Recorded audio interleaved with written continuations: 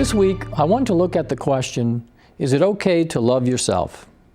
According to Christ, it is not only okay, but self-love is the foundation for love of neighbor, for he said to love your neighbor as yourself.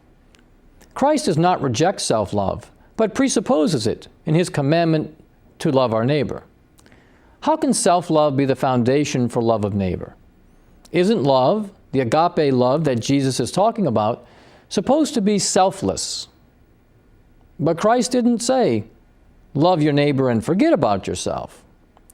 Let's look more closely at this issue of self-love. First of all, if love of self is equated with selfishness or egoism, then the two loves, love of neighbor and love of self, are diametrically opposed. But self-love need not be thought of in this negative way. Authentic self-love is based upon the truth that we are creatures made by God and endowed with the capacity to know and love Him.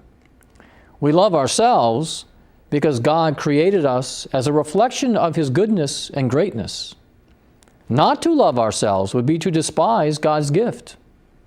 Our love for God, who is the source of all goodness, must be the object of our love in the highest sense.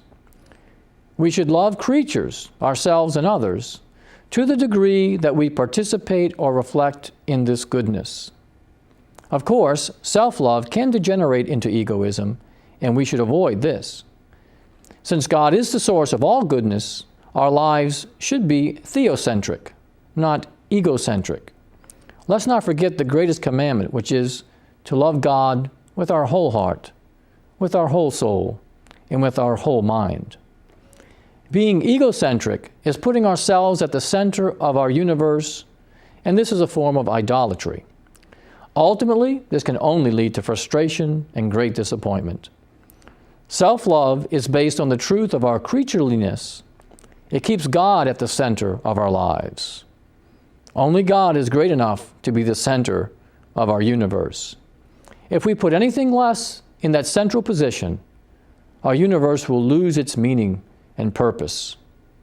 So love of self is not wrong as long as we have the proper perspective, as long as we understand that we are good and therefore lovable because God created us in His image and likeness. The ultimate source of goodness is God, and this realization should always keep self-love from devolving into an improper egoism.